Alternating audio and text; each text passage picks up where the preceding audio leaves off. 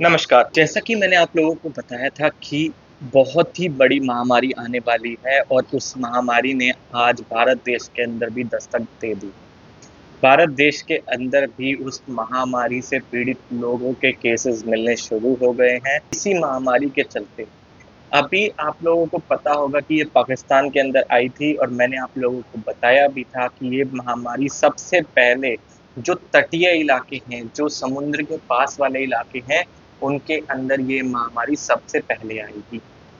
और अभी ये अगर आप रिसेंटली जो केस देखोगे और जो महामारी बहुत ज़्यादा और बहुत ही तीव्रता से फैलती जा रही है।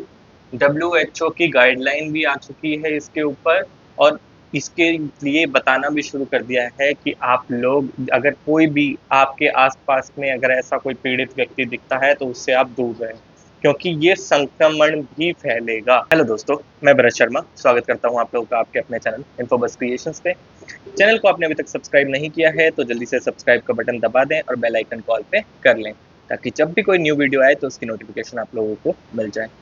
तो दोस्तों, जैसे मैंने आप लोगों को बताया था कि महामारी आने वाली है और जो कोविड-19 का जो वायरस था, उसने अपने आप को इतना विकसित कर लिया है कि वो एक नए वायरस के अंदर आ गया है। अब इस महामारी के लिए मैंने आपको बताया था कि ये पॉक्स के रूप में होएगी और आपको ऐसे पॉक्स होंगे जिसके अंदर पानी भर जाएगा और शरीर के ऊपर एक तरह से छाले टाइप आपको दिखेंगे और बहुत बड़े-बड़े दिखेंगे और ये धीरे-धीरे, धीरे-धीरे आपके पूरे शरीर पे फैल जाएगा। ये सिर्फ़ और सिर्फ़ आपके शरीर पे सिर्फ़ फैलेगा ही नहीं, बल्कि आपको अंदर से भी कमज़ोर करेगा। आपके ब्लड का जो मतलब ब्लड के अंदर क्लॉटिंग भी कर सकता है एक तरह से, और यही नहीं, आपकी हड्डियों को कमज़ोर कर सकता है। आपका शरीर इससे बहुत ज़्यादा कमज़ोर होगा और सिर्फ़ और सिर्फ़ ये शारीरिक पीड़ा ही नहीं, बल्कि मानसिक पीड़ा भी मिलेगी आप लोगों को इससे।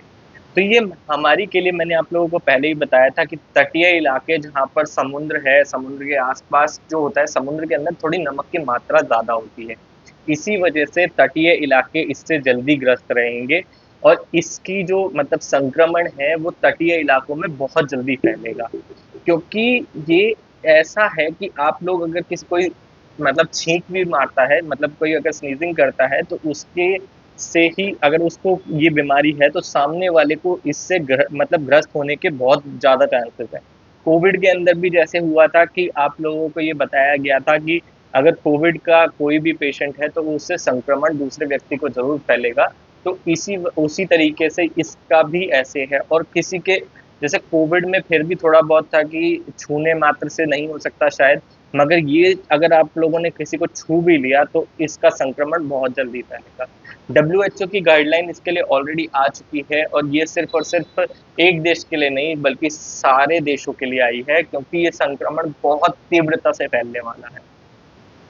एमपॉक्स जो वायरस आया है, हो सकता है कि आगे चलने के बाद में हमारे को कुछ ही समय के अंदर लॉकडाउन की स्थिति जल्दी ही उत्पन्न हो सकती है, क्योंकि ये वायरस का हमारे पास में अभी एंटीडोट नहीं मिला है, हमारे पास में इसकी कोई वैक्सीन नहीं है।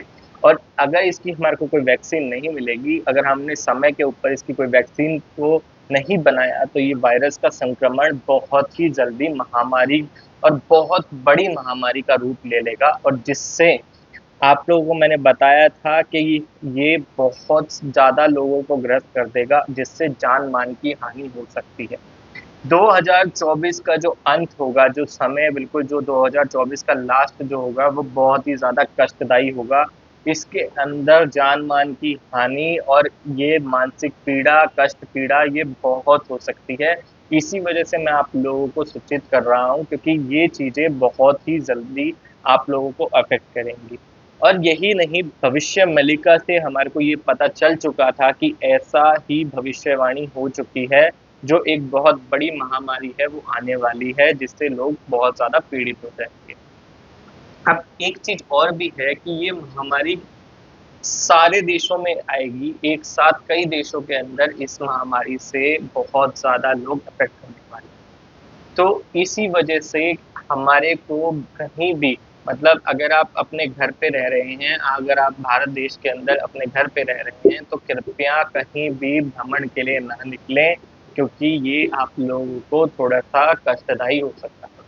हो सकता है कि आप अपने घर के अंदर सेफ रहें और आप कहीं किसी के संक्रमण में अगर आ गए तो ये बीमारी जो है वो आप लोगों को बहुत पीड़ा देगी। वैक्सीन ना होने के कारण डब्ल्यूएचओ ने ये गाइडलाइन भी दी है कि अगर आप लोगों के आसपास पड़ोस में कोई भी अगर ऐसा व्यक्ति दिखता है तो आप जल्दी से जल्दी अपने जो मतलब उनको सूचित किया जाए जो इस बीमारी के लिए कार्य कर रहे हैं, क्योंकि वो पहले ही संक्रमण को देख के उसको रोक सकते हैं।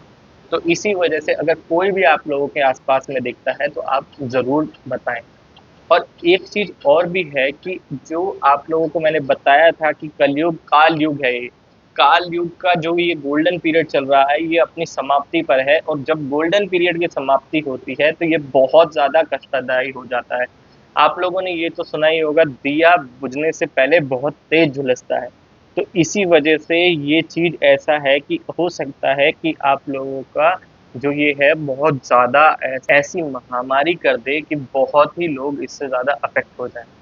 और मैंने एक चीज़ और भी आप लोगों को बतानी थी कि आगे आने वाले समय के अंदर कुछ ही टाइम के अंदर आप लोगों को कुछ महाविनाश भी देखने को मिलेगा। महाविनाश का मतलब था कि कई सारे देश एक साथ में कहीं ना कहीं कोई बड़ा अटैक प्लान कर सकते हैं, तो इसी वजह से आप लोग इसके लिए तैयार रहें, क्योंकि ये चीज़ें आप लोगों को भविष्यवाणी से पता चल रही हैं और भविष्यवाणी से इसके संकेत मिल रहे हैं। जो उड़ीसा का पुरी धाम है, उससे आप लोगों को ये संकेत मिल रहे हैं कि आगे आने वाला समय बहुत ही ज़्यादा कष्टदायी होगा। तो दोस्तों, थोड़ा-सा अपने आप को आस्था की ओर रखें, आप लोगों को आस्था ही बचाएगी, क्योंकि भगवान से की हुई प्रार्थना कभी भी विफल नहीं जाती है। तो इसी वजह से मैं आप लोगों को बोलता हूँ कि आस्था के अंदर अपने आप को लीन करें। तो दोस्तों, आशा करता हूँ वीडियो आप लोगों को पसंद आया होगा। वीडियो पसंद आया हो तो लाइक करें, शेयर करें, और आप सभी लोगों को मेरी तरफ से रक्षाबंधन की हार्दिक शुभकामनाएँ। आप अपने बहन-भाई, अपने राखी का जो ये त्योहार है, इसको बहुत अच्छे से सेलिब्रेट करें, और मेरी तरफ से आप लोगों को बहुत सारी शुभकामनाएँ इस त्योहार के लिए। धन्यवाद।